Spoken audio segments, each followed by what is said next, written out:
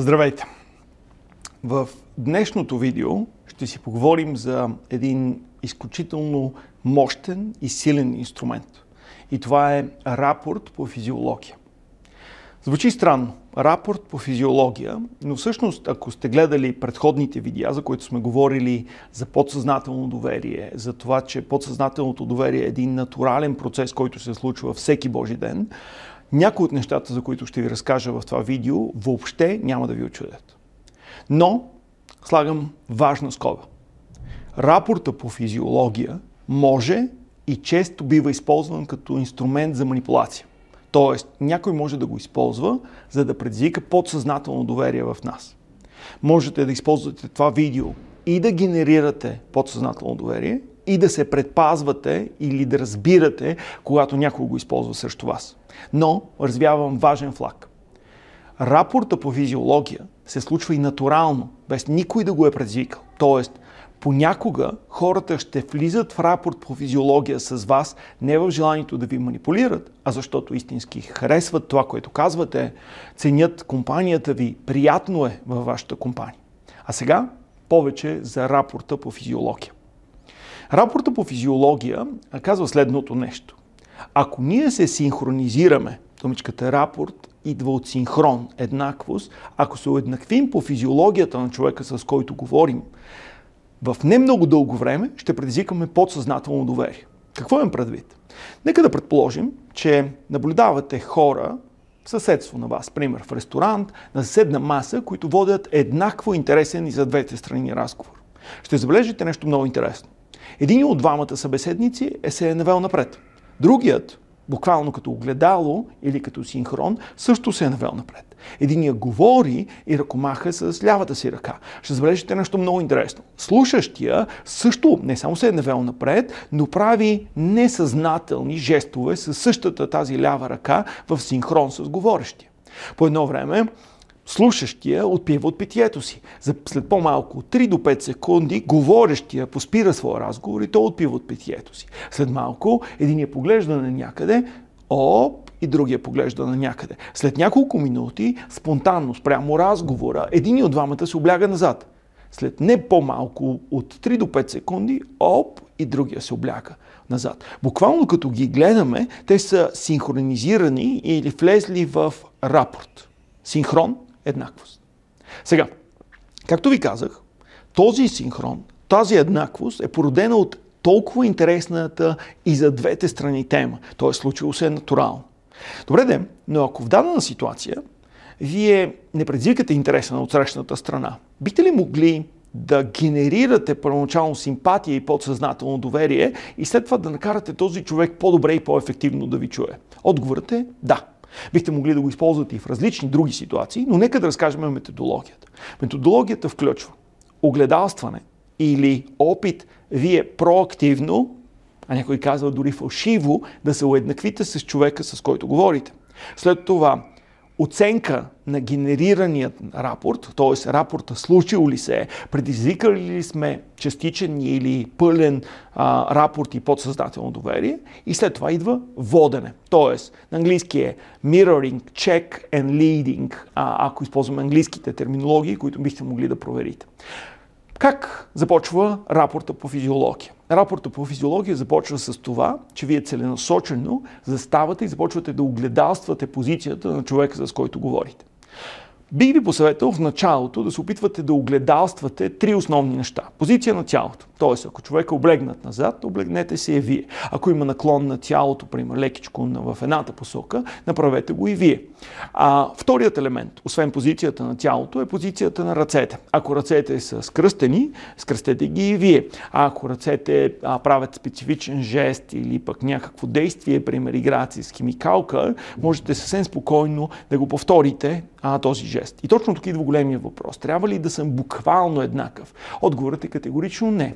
Тоест, ако човек от другата страна е скръстил ръце по този начин, вие бихте могли да скръстите ръце по този начин или да прихванете само пръстите на ръката си и отново ще предизвикате достатъчно информация на амигдалата на вашия събеседник, че вие сте по-скоро еднакъв или горе-долу еднакъв с него. Третият елемент Напомням ви, позиция на тялото, позиция на ръцете. Третия елемент е позиция на краката. Дори ако не ги виждате краката, пример под маса сте, но сте сигурни, човек от другата страна е скръстил краката, повторете позицията на тялото. Първата част на рапорта по физиология включва това да огледалствате човека в рамките на минута, 2, 3. Колкото по-неопитен сте, толкова по-дълго време ще ви отнема. Тоест, в началото би ви посъветвал да се опитвате да уеднаквявате, т.е. целенасочено да стоите в позицията на човека от другата страна като физиология, поне 3 минути преди да проверите дали рапортът е изграден. Тук често ми задават въпроса. Добре, няма ли човекът от другата страна да ме хване, че всъщност го огледалствам? Отговорът е по-скоро не, макар че, но нека преди да ви кажа за макар че, по-скоро не. Защо хората няма да ни чуят и няма толкова добре да ни хванат, че всъщност огледалстваме или заставаме в позиции като тях? Причината за това, че хората са концентрирани върху това да слушат какво говорим. Тоест, те много повече внимават върху темата, за която се обсъжда в момента, за нещата, които се казват и нямат толкова висока нива на самонаблюдателност, каква е позицията на тяхното тяло. Така че, по-вероятно е да не бъдем хванати от нашия събеседник. Добре, но все пак, може би ще ни хванат. Да, ако го правим прекалено рязко, ако докато правим промяната в позицията на тялото си спрямо човек от другата страна, ние целенасочено зяпаме него. Т.е. ако го направим не плавно, прекалено имитиращо, шанса да ни хванат е много сериозен. Затова по-вероятно няма да ни хванат, няма да осъзнаят, че ние уеднаквяваме, но всъщност всичко зависи от начина, по който изпълним даденото действие. И така, какво да направя, когато вече съм се уеднаквил? Държим еднаквостта по физиология 3 минути. Ако човека по това време, с който говорим, се промени, броиме бавно до 5 и ние се променяме по тази позиция, по която е застанал. Ако промяната е прекалено драстична, направете промяната във вас не толкова ясна. Т.е. ако човека, пример, прекалено много се е навел напред или е скръстил ръце пред лицето си, не е нужно чак толкова очевидно да го повторите даденото действие. Свалете ръцете по-долу, облегнете се и вие, т.е. направете с няколко нива по-слабо повтаряне на действието от другата страна. И точно тук идва интересната част. Държите 3 минути и след това правите следната проверка. Напомням ви, че първата част е огледалстване, след това е проверка, накрая идва водене. На около 3-та минута променете вие за първи път проактивно, т.е. не имитиращо, не огледалстващо, а вие променете действието си. Направете промяната така, че на човек отсреща също да му е физиологично удобно да го направи. Тоест, аз обикновено какво правя? Или сменям краката. Ако съм с кръстени крака, сменям краката от десния от отгоре, качвам левия от отгоре. Или пък се облягам назад, ако до този момент съм бил облегнат напред. Целта тук е действието, което аз правя за проверката, да е удобно за човека от другата страна. Ако рапортът е изграден, ще забележите нещо много интересно. След 3 до 5 секунди човек отсреща оп и ще се уеднакви с вас. Тоест, вие вече сте генерирали рапорт и подсъзнателно доверие в човека от другата страна.